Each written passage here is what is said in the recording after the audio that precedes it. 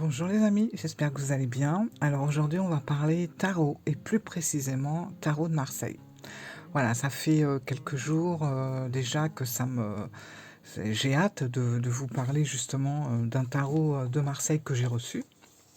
Donc j'en ai quand même pas mal parlé sur les réseaux, que ça soit sur le groupe La Lune dans le Chaudron ou tout simplement sur Instagram. J'en ai déjà pas mal parlé, même dans l'onglet communauté d'ailleurs. Et c'est le fameux tarot de Marseille d'Emmanuel Iger.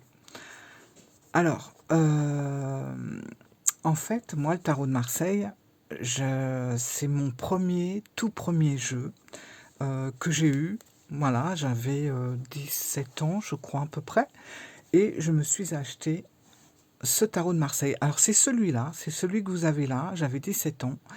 Et malgré les nombreux déménagements, parce que j'ai déménagé plus d'une dizaine de fois déjà, et ben c'est quelque chose que j'ai jamais perdu. Je pense même que c'est une des seules choses qui est toujours restée à côté de moi, sans même vraiment y faire plus attention que ça à l'époque. Hein, voilà, c'était un jeu de tarot de Marseille, mais bon, c'était pas non plus un précieux.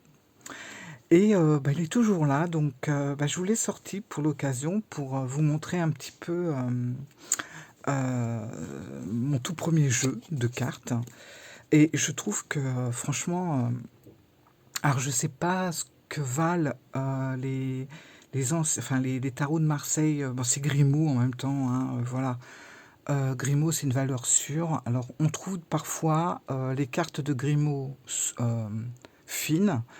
Moi, je dirais pas qu'elles sont fines, je dirais qu'elles sont souples et qu'elles sont surtout hyper résistantes parce que franchement, mais même la boîte, hein, c'est étonnant parce que à l'époque, j'avais pas de pochon et et voilà quoi. Donc bon, elle est abîmée, mais j'ai des boîtes que j'ai depuis 2 3 ans qui sont pratiquement autant abîmées, si ce n'est plus. Et puis ben voilà, regardez, tout tient la route. C'est même pas déchiré. On ne dirait pas que ce jeu a quand même pas mal d'années. Alors voilà. Voilà les majeurs. Voilà les mineurs. Les mineurs, je ne m'en suis jamais servi. Par contre, les majeurs, mais j'avais une audace. Quand j'avais 17 ans, je tirais même 17, 18, 19, 20. Je tirais des cartes à tout le monde, aux amis des amis que je connaissais pas. Enfin, j'avais toujours. Ouais, voilà pourquoi la boîte n'est pas autant abîmée que ça. C'est que effectivement, je me servais que des majeurs et j'emmenais pas la boîte. Je mettais les majeurs dans une petite pochette et voilà pourquoi. Et bon, quand même, hein, ça a tenu bien la route. Donc voilà, c'était mon tout premier jeu de cartes. Alors je le garde, je m'en sers plus du tout, mais je le garde parce que j'ai tellement de souvenirs avec. Et puis il est chargé, hein, celui-là. À l'époque, c'était les gens qui étaient en face de moi qui touchaient les cartes, qui tiraient les cartes. Maintenant, je le fais plus, c'est plus moi. Alors, vous voyez, il y a des endroits où on voit que c'est un peu parti, là, tout ça. Mais je trouve il est vachement bien conservé quand même. C'est incroyable. Je suis, bon, j'allais dire, je suis pas sûr que maintenant ça soit comme ça, mais bon, bah, c'est Grimaud, hein. Je pense que Grimaud, même maintenant, ça reste une valeur sûre, quoi. Bon, enfin, voilà. Donc, je voulais vous montrer mon tout premier Marseille. Et en fait, bah, un beau jour, j'ai bifurqué sur le Rider Waite Smith et bah voilà, je l'ai mis de côté, je l'ai mis dans un coin, puis je m'en suis plus servi. Bon, ça me peine pas, hein, puisque je l'ai pas perdu, ça m'aurait fait plus mal au cœur de perdre ce jeu, parce qu'il y a énormément de souvenirs de personnes avec qui j'ai tiré les cartes, que je ne, enfin, que j'ai perdu de vue, ou voilà, donc il a beaucoup d'importance pour moi celui-là, même si je m'en sers plus. Et puis je me suis jamais racheté de Marseille. J'ai bifurqué sur le Rider, après sur d'autres jeux de toutes sortes, et voilà. Et bah, il n'y a pas si longtemps, j'ai vu que Emmanuel Iger, dont j'adore le travail, j'ai son tarot, le tarot Marseille Waite, hein, bien sûr, c'est un de mes préférés. Je l'ai aussi toujours avec moi, pas loin. Hem Et j'ai vu qu'elle sortait le tarot de Marseille, voilà. Donc c'est en fait, c'est le tarot de Marseille, de Nicolas Convert, donc c'est des illustrations originales qu'ils ont retrouvées à la BNF, donc à la Bibliothèque nationale de France. Et puis voilà, elle a repris les cartes, et elle a fait un livret, super intéressant. Je vais vous montrer tout ça. Et bah, je sais pas, aimant beaucoup ce que fait Manuel Liger, j'ai ses livres aussi, je me suis dit, «Bon, je vais tenter» parce qu'il m'a l'air, heu, je sais pas, il m'attirait quoi. Je peux pas vous dire pourquoi alors que je me suis jamais tournée sur un Marseille depuis, des années. Et là, ça m'a parlé, mais je crois que le fait que ça soit, estampillé, Emmanuel Liger, ça a joué pas mal. Ça aurait été quelqu'un d'autre, j'aurais pas franchi le pas, voilà. Bon, j'ai vu que c'était elle, je me suis dit: «Je le prends». Alors moi qui n'aime pas spécialement le bleu, je suis en train de tout vous dire, en fait. J'aime pas trop le bleu, mais là, c'est un bleu un peu comme le lapis lazuli et ça, c'est un bleu que j'aime beaucoup. C'est le fameux bleu, moi, ce que j'appelle le bleu égyptien, c'est ce qu'on retrouvait sur les statuettes, enfin heu, les vous savez, les statues égyptiennes et cetera. Au niveau des yeux, on faisait du bleu. Bon voilà, c'était avec du lapis lazuli et je trouve, voilà, qu'on est dans le même bleu et ça me plaît bien. Et du coup, bah, je l'ai acheté. Tout ça pour vous dire que je l'ai acheté et je suis pas déçue. Je suis pas déçue du tout. Alors la boîte, elle est pas très grande, c'est aimanté comme ça et encore tout ça, enfin il y a ça à l'intérieur. Voilà, petite boîte, toute simple, mais bah, bien solide. Donc voilà, tarot de Marseille. Redécouvrez les illustrations originales du tarot de Marseille de Nicolas Convert. Voilà, dans ce coffret, vous trouverez 78 cartes originales, etc. Elles sont accompagnées d'un guide d'interprétation complet et éclairant pour une lecture accessible à tous. Voilà, et il est au prix de 17,95 €, ce que je trouve abordable quand on voit le prix des jeux maintenant. Et voilà, et il est sorti chez... comment ça s'appelle déjà? Attendez, c'est marqué là.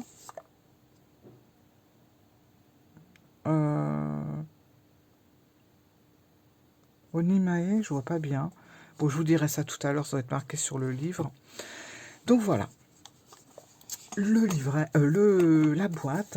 Alors bien sûr, la boîte n'est pas très grande, hein, quand vous voyez mon tarot de Marseille à côté. Elle n'est pas très grande, mais elle est assez épaisse et j'ai pas envie de mettre, la boîte dans mon sac.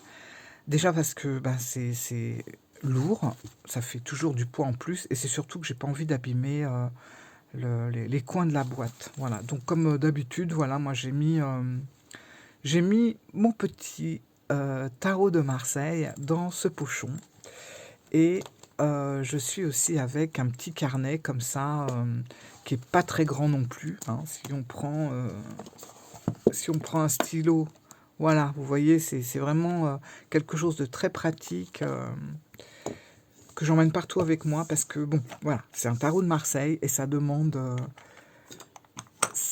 quand même un certain, apprentissage. Voilà. Alors, j'essaie j'ai pas trop de place sur mon bureau. Hop, on va faire comme ça. Non, ça je vais le mettre là. Alors, ce que je vais faire aujourd'hui, je vais un petit peu vous présenter mais pas carte par carte, parce que bon, on connaît tous le visuel du tarot de Marseille, donc je vais vous montrer comme ça, mais je vais surtout un petit peu vous parler du jeu en lui-même, pourquoi il m'a plu, pourquoi je suis revenu au Marseille là, il y a une semaine après l'avoir laissé pendant des années dans le placard. Et puis aussi, surtout, je vais vous expliquer un petit peu, parce que ça, vous avez été 2-3 à me le demander, comment je m'organise pour faire mon apprentissage toute seule avec le tarot de Marseille.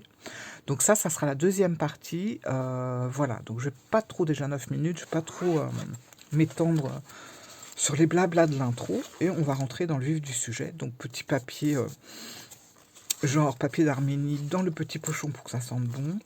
Le petit carnet, on va en parler après. Et voilà, voilà le tarot de Marseille que Emmanuel IG nous a fait, enfin nous a fait, n'a pas fait les illustrations, hein, bien sûr, mais bah, les reproductions du convers, et puis c'est dans tous les sens ce truc. Alors attendez. Hop, ça. Hop, voilà. On va y arriver. Alors, voilà, le tarot de Marseille, classique, hein. Sauf que là, on est vraiment avec... bah, moi, j'ai beaucoup aimé les couleurs. Ça m'a changé du tarot de Marseille classique de Grimaud. J'ai trouvé les couleurs hyper pures. Enfin, je l'ai trouvé pur, ce tarot. Voilà, ce tarot de Marseille, je l'ai trouvé pur. Pas du tout accrocheur au niveau des couleurs pétantes. Je l'ai trouvé doux. Je l'ai trouvé agréable. Voilà, c'est quelque chose qui m'a... au niveau des couleurs, j'ai beaucoup apprécié. Alors déjà, ça, c'était vraiment un bon point. Je pense que je n'aurais forcément pas repris un tarot de Marseille avec les mêmes couleurs que celui-là. Parce que ben, c'est pas la peine, j'avais encore celui-là, vous avez vu, il est encore en bon état. Donc non, j'aurais pas repris un jeu comme ça. Mais celui-là, il m'a plu tout de suite. Voilà. Donc là, j'ai trouvé que Emmanuel avait vraiment tapé dans le mille. Donc je me suis dit, ouais, je le prends. Et puis on verra bien comment que ça se passera. Ça, c'était la première chose, les couleurs du jeu. Deuxième chose, je vais vous montrer. Deuxième chose que j'ai trouvé sympa. Regardez la taille d'un Marseille classique, hein, et la taille que voilà, que nous avons dans le tarot de Marseille d'Emmanuel. Alors, vous voyez la différence de taille, hein, c'est quand même flagrant, mais on n'est pas pour autant dans un pocket. On n'est pas dans un pocket et on n'est pas dans la taille classique. On est un peu dans un entre-deux, voilà. Et ça, j'ai bien aimé aussi parce que bah, il était quand même bien différent de celui que j'avais. Parce que racheter un Marseille qui ressemble à celui que j'avais au départ, je voyais pas trop l'intérêt. Quitte à racheter à Marseille, je voulais quand même qu'il y ait des petits points qui différents. Sinon, ça n'avait pas du tout d'intérêt. Et puis là, au niveau des couleurs, au niveau de la taille, je trouvais que voilà, j'étais sur le même jeu. Hein, tarot de Marseille, il n'y en a pas à 36. C'est un tarot de Marseille. La structure est exactement la même.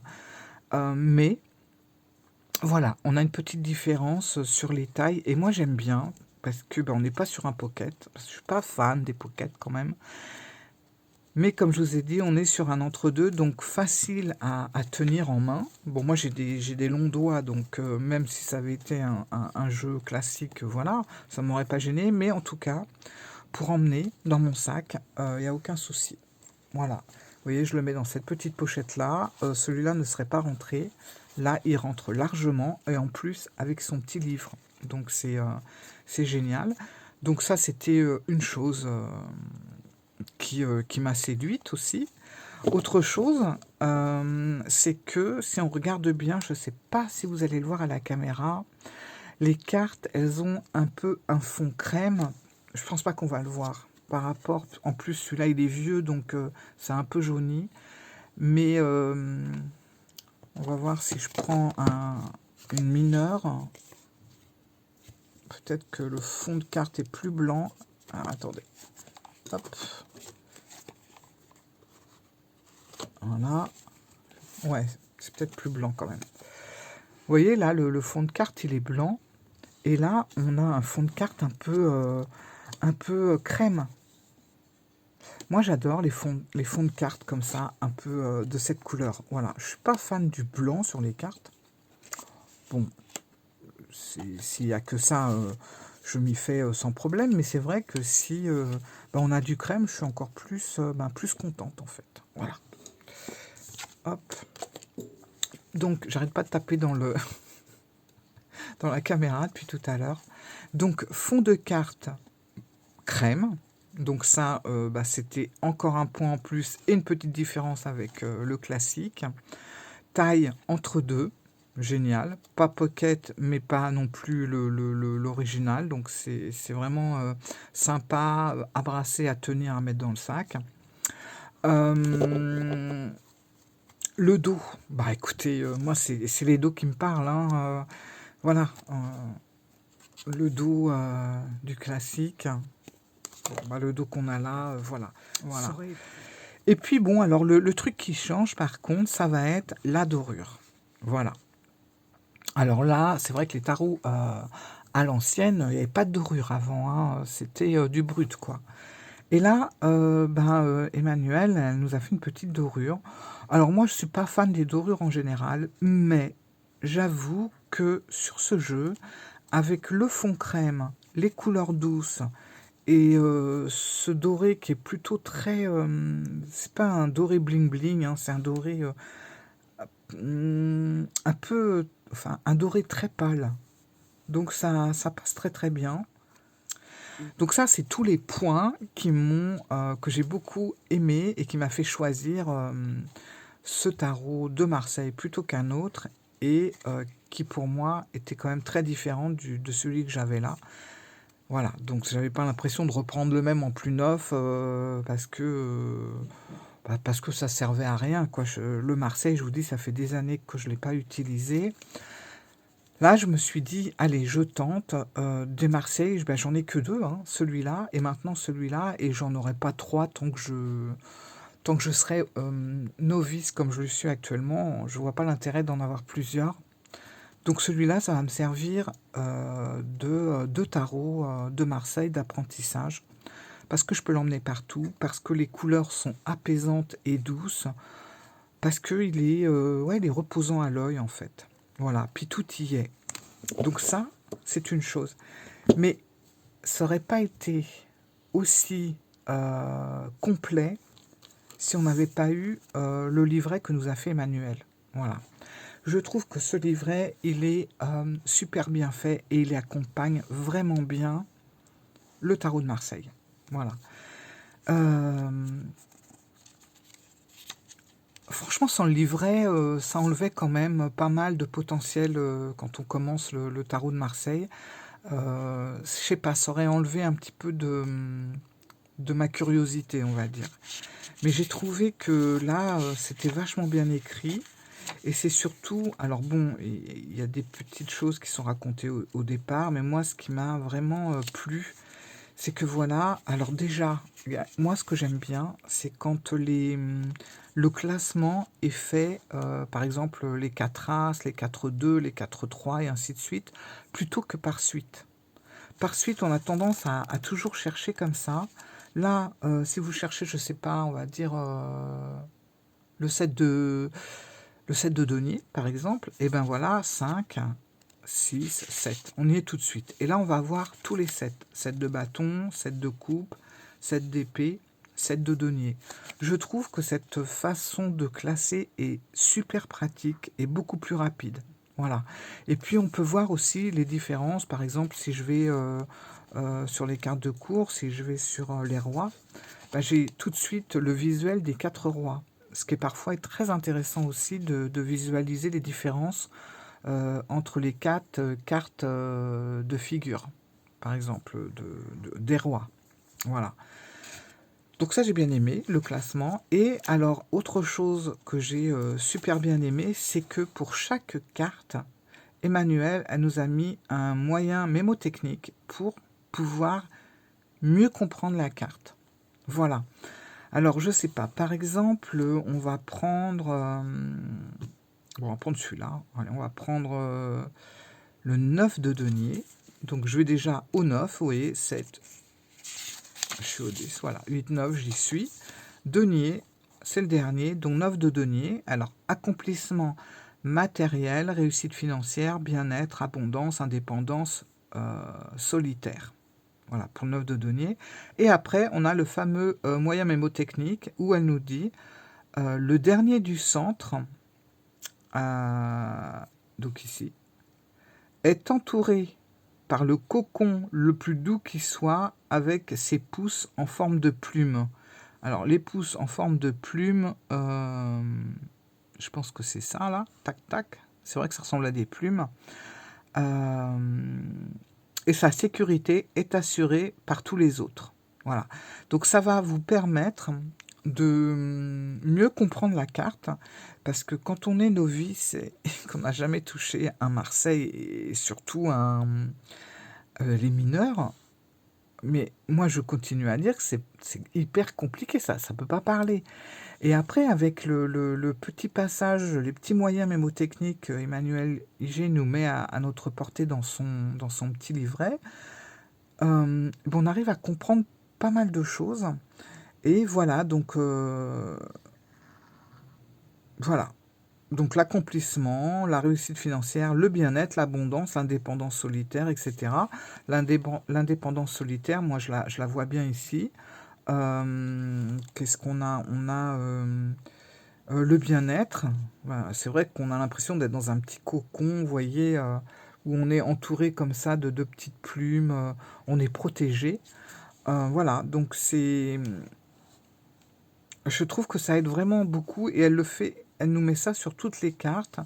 Alors, de mon point de vue personnel, parfois, je m'y retrouve totalement dans ce qu'elle nous propose au niveau des moyens mémotechniques et parfois, je m'y retrouve un peu moins. Alors, c'est là que je vais essayer de travailler et approfondir mon apprentissage sur le Marseille. Bon, pour continuer sur le livre, voilà, puis vous avez des petits tirages à la fin. J'ai même pas été jusqu'au bout tellement j'étais à fond dans les cartes. Alors là, nous dit que votre jeu de tarot est une reproduction fidèle du tarot de Marseille conservé à la Bibliothèque nationale de France. Voilà. On a des petites notes. Donc Emmanuel Iger, son site Les mots-clés. On a des tirages. L'amour, c'est assez complet. Hein. La méthode des 7 voiles, j'ai pas fait encore. L'amour, la carrière, les finances, les relations, la création, les épreuves, la spiritualité. Donc voilà, il y a tout. Il y a un autre tirage, le rituel des 4 éléments. Le chemin de la fortune cachée. Donc c'est les tirages approfondis. La voix des prophètes. Tirage des 3 mondes. Il y en a pas mal quand même. Le triangle de l'oracle. Donc c'est les tirages rapides. Et je pense que c'est tout, voilà, méthode de tirage. Donc c'est quand même un petit livre assez précieux et moi qui m'aide vraiment tous les jours quand je suis avec mes cartes. Et d'ailleurs, pour pouvoir approfondir et mettre carrément mon grain de sel personnel, parce que je pense que le tarot de Marseille, c'est ça aussi, c'est de s'approprier, peut-être encore plus que n'importe quel autre jeu, de vraiment mettre son aura, ses impressions, ses ressentis. Je trouve que c'est quelque chose qui est encore plus important qu'un oracle imagé ou même que le Rider-Waite.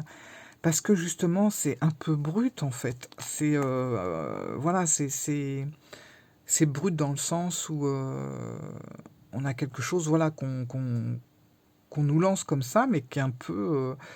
On a l'impression que c'est pas façonné, c'est pas.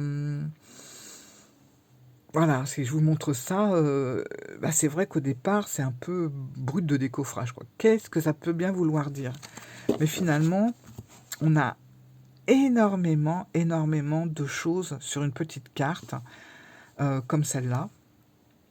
Donc là, on est avec le 7 d'épée. Alors vous savez que moi, je suis tellement novice dans le Marseille, que je n'arrivais même pas, quand j'ai eu celui-là, donc il n'y a pas si longtemps, il y a une semaine, je ne savais même pas faire la différence entre les épées et les bâtons. Je me disais, mais ça c'est des épées, c'est des bâtons, j'étais paumé quoi. Par exemple, les coupes, les deniers, il n'y avait pas de souci. Mais si je tirais une carte comme ça, par exemple, je me disais, c'est quoi? C'est les deniers, les bâtons, enfin c'est les bâtons, c'est les épées. J'étais un peu paumé quoi. Bon, voilà, en une semaine, on apprend quand même pas mal de choses. Ça y est, maintenant je distingue très très bien les bâtons des épées, ce qui n'était pas le cas il y a moins d'une semaine. Donc j'étais vraiment, vraiment novice et je n'y connaissais absolument rien en mineur Marseille. Voilà. Et du coup, grâce au livre, j'ai pu, comment dire, j'ai pu m'habituer déjà au visuel, j'ai pu ressentir, j'ai pu explorer, de voir les différences, etc. Et ça m'a vraiment beaucoup, beaucoup aidé. Voilà, donc là, je sais qu'on est avec les épées. Par exemple, celle-là, je crois que j'ai bien aimé l'explication à retenir pour mieux capter la carte. Donc, on est avec le 7 d'épée. Là, on va y aller direct. 5, 6, 7, voilà. Le 7 d'épée. Donc, voilà, elle nous met l'épée rouge, donc l'épée qui est au centre, est maintenant bien insérée dans le canevas des autres. Donc, vous voyez, c'est ça, le canevas des autres qu'elle appelle. Si elle se retire, le nœud se défait. Elle s'est placée de façon à détenir le pouvoir. Voilà. Et le 7 d'épée, on sait que c'est stratège et trompeur qui trouve... Excusez-moi, je suis en train de regarder à travers la caméra, ce n'est pas évident. Parce que c'est quand même assez petit par contre, hein, le livre, c'est écrit en petit. Qui trouve le moyen de résoudre les problèmes. Voilà. Le 7 d'épée, c'est... Si on prend la référence du Rider-Waite Smith, vous savez, c'est le fameux personnage qui s'enfuit en volant les épées, voilà. Hein, donc c'est ça. Et ça aussi, c'est pas mal. Si vous avez des notions du Rider-Waite Smith, ça va beaucoup vous aider à pouvoir superposer, si vous voulez, votre approche du Rider-Waite Smith sur le Marseille. Moi, ça m'a pas mal aidé, par exemple, pour le 3 de denier. Je sais que le 3 de denier, ça va être vraiment le travail d'équipe, ça va être tout ça. Et je vais réussir de moi-même à essayer de trouver des petits moyens à moi qui sont en plus du bouquin, parce que je ne suis pas tous les moyens mémotechniques, comme je vous ai dit. Il y en a que je trouve très appropriés, puis d'autres qui me parlent moins. Donc, je vais me les trouver moi-même. Ça va être la deuxième partie que je vais vous montrer avec mon livre, avec mon carnet. Et je vais noter les choses. Donc, c'est le soutien. Quand on voit ces deux coupes comme ça, déjà il y a un effet miroir. Et si vous regardez bien, vous avez deux petits dauphins là-haut, comme s'ils se regardaient un petit peu, voilà, l'un l'autre. Donc il y a un côté comme ça où on ressent un peu l'attirance. Il y a quelque chose. Vous voyez. Et là, j'ai pensé aux deux de coupe du Rider-Waite. Ça, c'est pareil. On a le 8 de denier.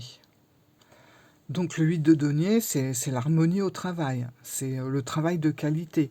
Quand on voit ça, on a l'impression que tout est bien rangé. Si vous regardez un peu toutes les cartes, on voit que celle-là, tout est bien ordonné, tout est rangé comme si tout était bien mis dans un tiroir.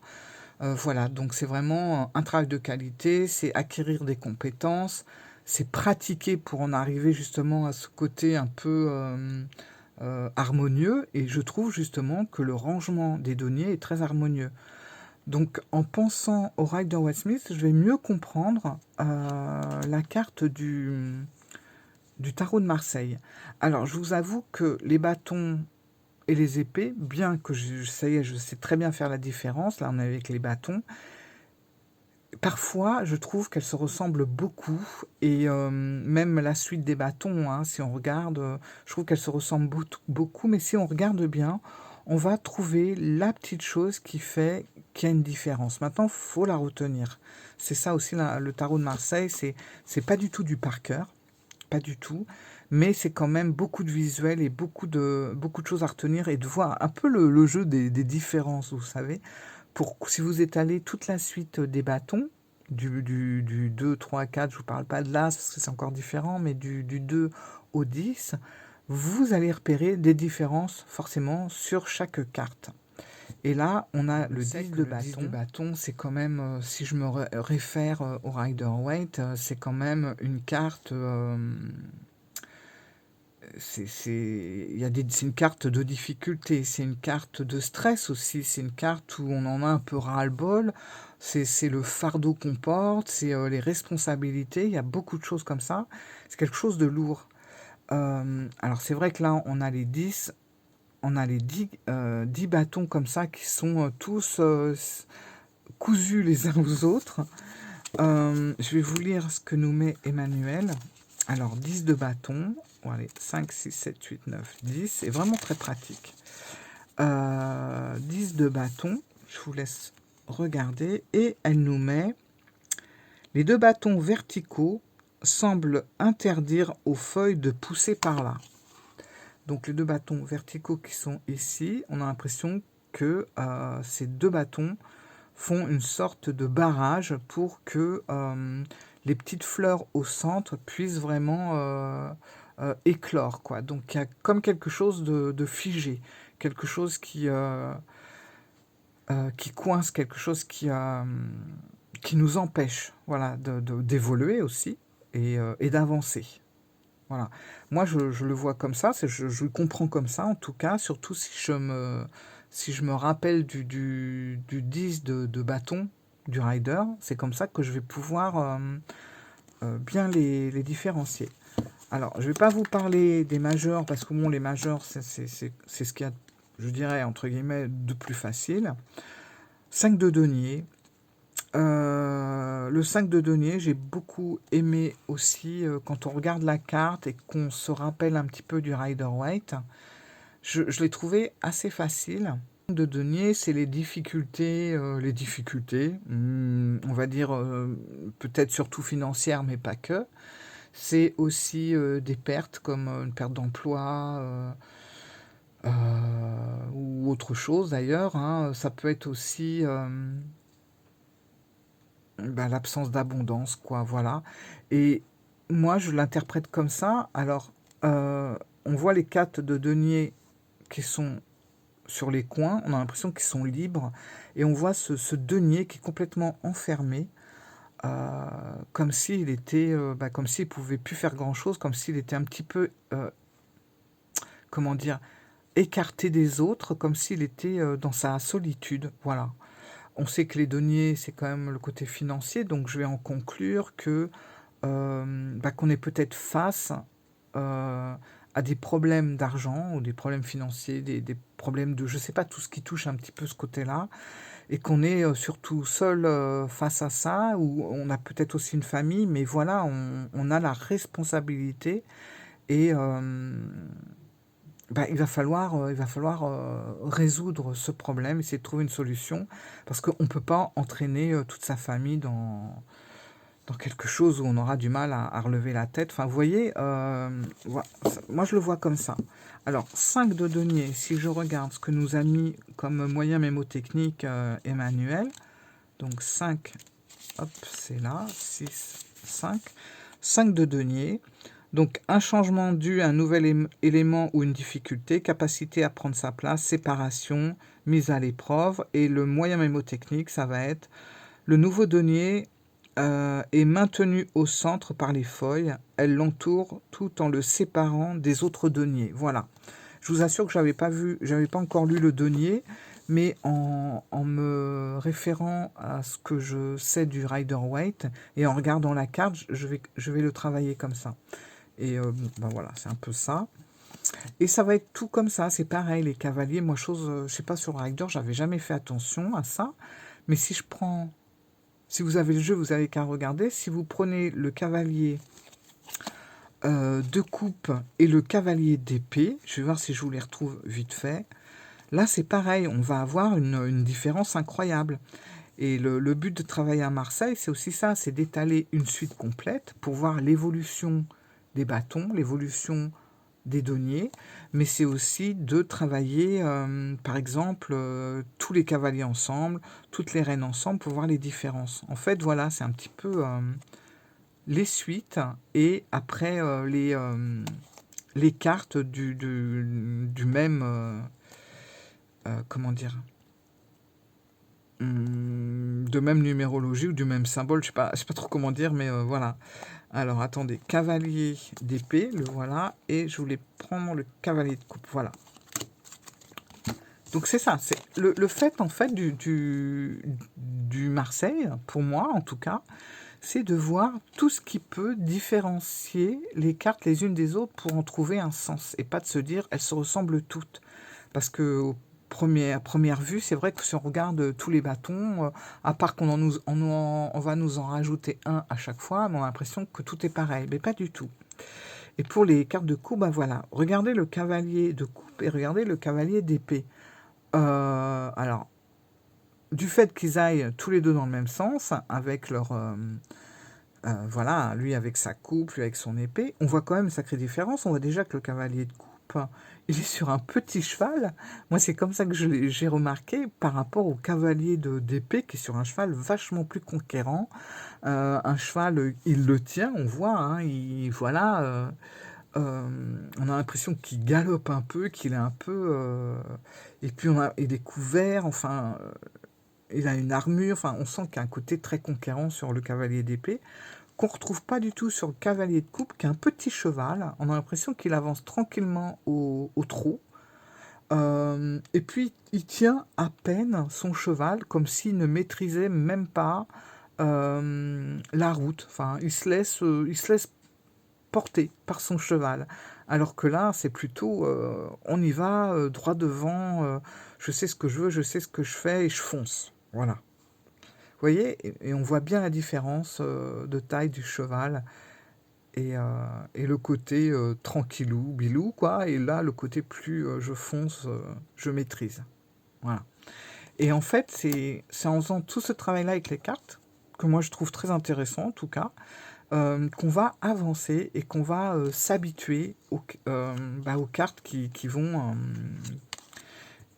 Cavalier de denier, c'est encore autre chose. Lui, c'est pareil, c'est un petit peu... il avance, alors vous voyez, la différence, c'est qu'il ne va pas dans le même sens, déjà.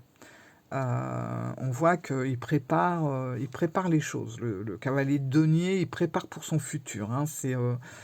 C'est quelqu'un de très prévoyant. Il sait ce qu'il fait et il est... Voilà. Bon, bref, il y a plein de choses comme ça. Et je voulais aussi juste vous montrer un truc. Quand j'avais étalé toute la suite des bâtons, parce que je vous ai dit au début, j'avais beaucoup de mal à faire la différence entre les bâtons et les épées. Alors, il y a un truc aussi que j'ai remarqué, c'est vraiment, moi je trouve que le Marseille, quand on commence, c'est vraiment un travail d'observation et de noter les choses. Et puis une fois que c'est acquis, ben voilà, c'est acquis, quoi. Ça changera plus. Mais par contre, je suis persuadée que le tarot de Marseille, il faut le travailler régulièrement. Par exemple, tout ce que j'ai appris jusqu'à là pendant une semaine, si je le travaille pas, je pense qu'on oublie. Après, on doit tout recommencer, quoi. Alors, attends, parce que je trouve pas ce que je veux. Je vais pas tout mettre, mais... Hop. Hop. C'est juste pour vous montrer. Est-ce que je lis? Ouais. Alors, voilà. Là, j'ai pris quelques bâtons. J'ai pas tout pris. Mais voilà, les bâtons. Alors oui, ils ont tous, même s'ils se ressemblent, ils ont tous quelque chose de différent. Mais vous remarquerez quelque chose, sur toute la suite de bâtons, il y en a un seul, qui est complètement différent de tous les autres, au niveau de sa structure. Donc là, on a le 8, là, on a le 10, là, on a le 2, voilà, ainsi de suite. Et il y en a un qui est complètement différent de tous les autres. C'est le 9 de bâton. Si vous regardez bien, le 9 de bâton, c'est la seule carte de bâton qui n'a aucune végétation.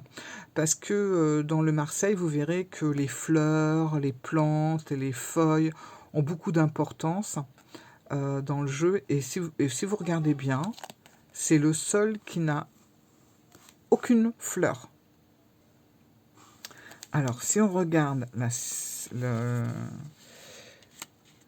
moyen mémotechnique d'Emmanuel Iger, donc on est sur le 9 de bâton. Voilà, 9 de bâton. Alors, elle nous met donc don de soi, dévouement à son art, persévérance malgré le défi, mise à l'épreuve de la volonté. Moi, je rajouterais aussi se défendre, se sentir attaqué, poser des limites, voilà, protéger ce qu'on a construit. Et elle nous met, ah ben voilà, c'est marqué ici. C'est la seule carte où les bâtons n'ont pas fleuri. Voilà, j'avais dû le lire dans son livre du coup. C'est la seule carte où les bâtons n'ont pas fleuri. Toute l'énergie est utilisée pour maintenir le nœud des bâtons.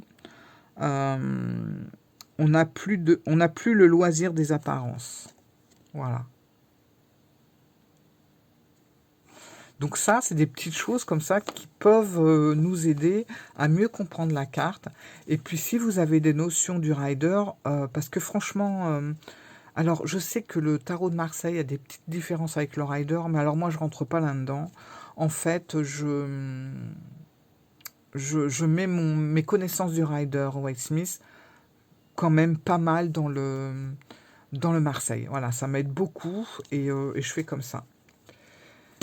C'est pareil, l'as de coupe, il y a beaucoup de choses. On croit qu'il n'y a rien, mais il y a énormément de choses. Quand vous regardez cette coupe, qu'est-ce qu'on voit? On voit une coupe, on voit un temple, une maison avec 3 faces. Ça va être un peu le côté, ça va être ce qui reflète la vie. Donc on a d'un côté la naissance, la vie, la mort. Là, on a 5 pétales, ça va représenter les 5 sens. Ici, on a 3 petites boules qui vont être l'âme, l'esprit, le corps. Tout ça sur un fond de mer bleue un peu qui représente les émotions. Là, sur chaque pan, on a de l'eau aussi qui part. Donc, sur une naissance, on a une naissance, c'est plein d'émotions. La vie nous récolte, nous envoie énormément de choses. On rit, on pleure, etc. La mort également va nous renvoyer des émotions, là beaucoup plus compliquées, mais voilà, on a quand même ces émotions-là.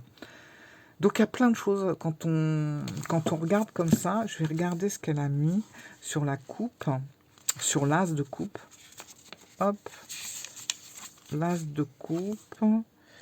Le domaine du sentiment, source de l'amour et du spirituel, ressenti, ce qui fait battre notre cœur. Cette coupe richement décorée est un reliquaire qui contient ce qu'il y a de plus sacré. Quand notre cœur bat face à ce qui nous parle. Bon, voilà. Enfin, je vais pas trop, parce que 46 minutes déjà, ça passe trop vite, mais je pourrais vous en parler des heures, tellement c'est intéressant. Voilà, et je suis vraiment contente, des années après, de me mettre au mineur. Je pense que c'était pas le moment avant, au départ vraiment pas, et puis après je me suis laissé embarquer dans le Rider-Waite, mais finalement qui m'aide beaucoup pour le Marseille. Je pense que c'est vraiment le moment pour moi maintenant de m'attaquer au Marseille. Alors ce que je fais, j'ai un petit carnet, donc un carnet pas très grand, voilà, vous voyez la carte, vous voyez le carnet, donc c'est un carnet qui est léger, que je peux, quand même pas mal de feuilles, que je peux emmener partout, qui n'est pas lourd, et dedans, je vais mettre tous mes ressentis par rapport au Marseille, avec des petits dessins, bon, on n'est pas dans de l'art, mais voilà, tout ce que ça m'inspire, voilà. Alors, je sais aussi que le Marseille, la numérologie, ça aide beaucoup. Moi, la numérologie dans Marseille, il y a des trucs que je comprends, des trucs que je comprends pas, que je trouve un petit peu ni blanc ni noir, et j'ai du mal à trancher avec ça. Mais par exemple, voilà, j'ai quand même mis ma numérologie après les domaines. Donc, ça, c'est comme le Rider-Waite. Les coupes, c'est le domaine affectif, etc. Les épées, le domaine intellectuel. Voilà.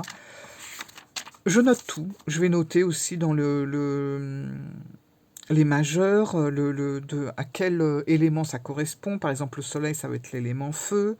La fleur, ça va être le tournesol, la pierre, ça va être l'ambre, et on est avec le soleil. Voilà, et je vais marquer ça sur toutes les cartes. Et ça va m'aider aussi à avancer. Et par exemple, si je me sers d'une carte pour mettre sur un autel ou que j'ai envie de recharger ou quoi, je vais mettre ou la fleur qui correspond ou la pierre. Enfin voilà, tout un petit rituel derrière qu'on n'est pas obligé de faire, mais moi qui me plaît bien pour encore plus marquer les cartes du jeu.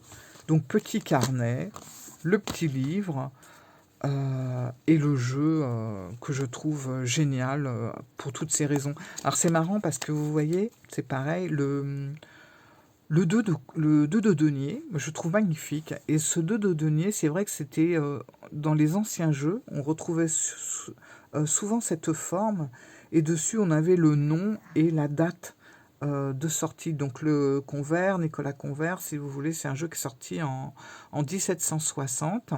Donc là on a sa signature, etc. Et on faisait beaucoup ça à l'ancienne sur le 2 de Pentacle autrefois. Et d'ailleurs, petit clin d'œil au Triomphi de la Luna de Patrick Valenza, si vous reprenez son tarot de Marseille du Triomphi, vous allez retrouver sur le 2 de denier la même chose, sauf que bien sûr vous aurez, je crois, 2016, Triomphi de la Luna, etc. C'était parce qu'il a vraiment voulu faire ça à l'ancienne. Et voilà, donc petit clin d'œil à ça, et j'aime beaucoup cette carte. En fait, vous savez, le tarot de Marseille, il est très très beau, on a beau dire, mais quand on s'y attarde, c'est un jeu magnifique. Et honnêtement, moi je me rends compte là, à chaque fois que je plonge dans une carte, quand je vais plonger, bon là il est à l'envers mon jeu, quand je plonge dans une carte comme ça par exemple, j'ai l'impression que mon intuition, mes ressentis vont beaucoup plus loin, beaucoup plus profondément pour aller chercher les indications. Alors que sur un jeu avec des scènes, j'ai l'impression que ça me limite un peu, que là, non, il n'y a pas de limite. C'est une imagination qui nous emmène très très loin. Et je me dis que plus on doit connaître le Marseille, et plus ça doit être incroyable, quoi. Alors il est beaucoup plus simple que le Grand Lenormand. C'est aussi pour ça que je me suis dit, c'est le moment de me lancer, parce que le Grand Lenormand, c'est costaud, franchement c'est costaud, il y a tellement de choses. Voilà, j'aime toujours autant, des fois je le reprends, des fois je le pose parce que je peux pas toujours m'en servir, mais il est... il faut 3 vies pour tout connaître, quoi. Ou alors il faut commencer à 5 ans, je sais pas, mais bon voilà. Et je me dis que finalement, celui-là, ça va être assez rapide à côté, même si on n'a jamais assez d'une vie pour connaître le tarot. Mais en tout cas, pour commencer à vraiment m'en servir, je pense que ça va être beaucoup plus rapide que le Grand Lenormand. Donc voilà, pour toutes ces raisons, pour toutes ces choses, moi je suis vraiment ravie du tarot de Marseille que Emmanuel Liger nous a concocté comme ça, donc avec le Convert, qui est vraiment chouette à tous les niveaux, que ce soit au niveau de la prise de main, au niveau des dessins, au niveau de tout, je l'aime beaucoup. J'aime beaucoup le travail qui a été fait, et voilà. Bon, je vais m'arrêter parce qu'on est à 52 minutes. Je sais qu'il y a des personnes, quand ça dépasse 1 heure, c'est bon. Ils capitulent. Donc, 52 minutes à peine. On va s'arrêter là.